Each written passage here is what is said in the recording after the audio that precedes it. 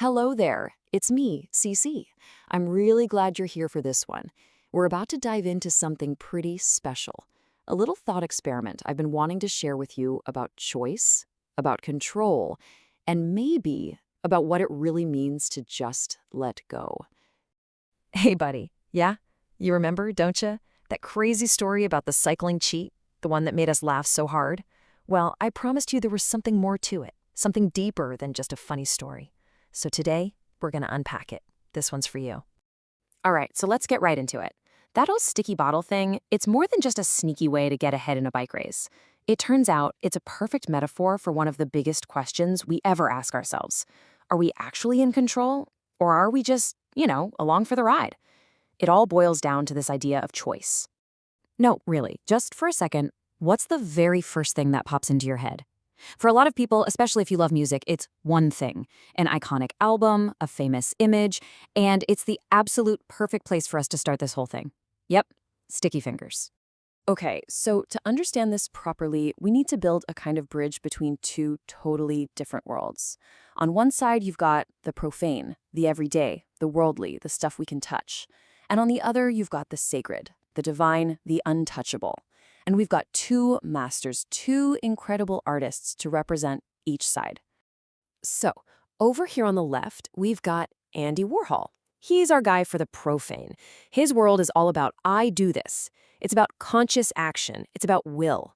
And then, on the right, there's Michelangelo, representing the sacred. His work points to something else, a divine order, a higher power that's fundamentally separate from us. Let's kick things off with Warhol's world. The name is everything here. Sticky Fingers isn't just some cool-sounding album title. It's slang, right? For thief. It's about a conscious choice to act, to take something for yourself. This is the ultimate me statement, an expression of individual will and all the guilt that comes with it. It's a worldview that screams, I'm the one calling the shots. But then you have Michelangelo. After all that work, all that agony creating his masterpiece, he has this incredible realization. It's not about the fingers touching. It's about the gap between them.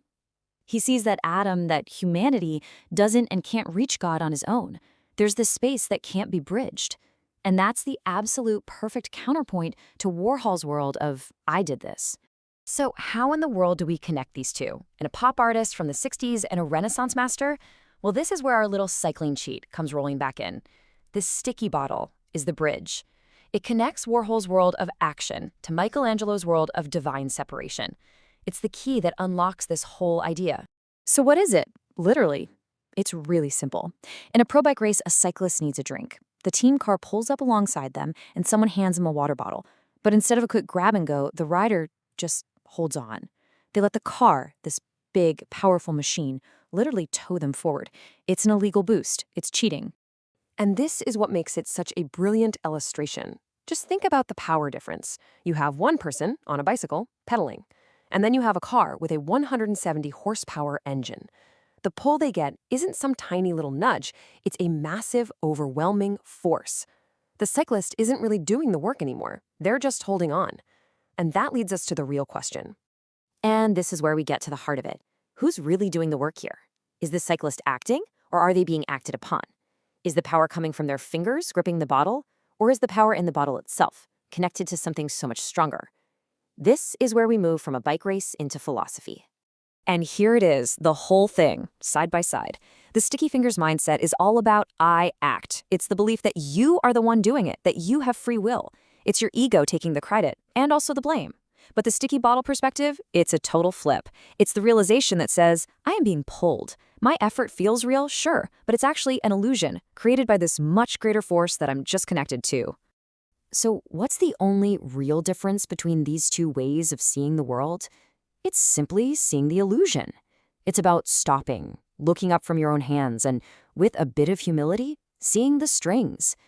It's that moment of realizing that what feels like your own free choice, your own strength, might actually be you being moved by something else entirely. Now, I know what you might be thinking. No choice? That sounds kind of depressing, right? Powerless? But here's the beautiful twist. It's the complete opposite. Accepting this isn't about being a victim, it's about being liberated. It's about finally letting go of the exhausting burden of having to be the one in charge. Because when you truly get it, when you accept that you're not the one driving, all that fear just disappears. All the anxiety about making the right decision, all the guilt from the wrong one, it just dissolves. And what's left in its place is this incredible sense of being carried, a sense of trust and love. To really let this sink in, to feel it, I want to take you on one last ride with me. It's a shared memory, a final metaphor.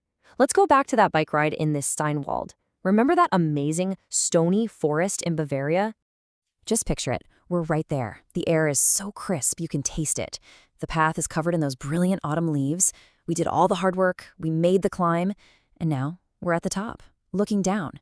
And we just let go of the brakes. And the bike just takes off, faster and faster. The trees become a blur of orange and yellow. You get that amazing rush, that feeling of pure speed and joy. And that long, happy whee just comes out. You're not pedaling. There's no effort at all. You're just moving. And in that moment, flying down that hill, you are not in control. You're just a part of the motion, a part of gravity's pull. It is a complete and total surrender, a letting go of everything you think you know. That feeling, that is the sticky bottle. So that's the question I want to leave you with, buddy. In your own life, what's the great force that's pulling you along?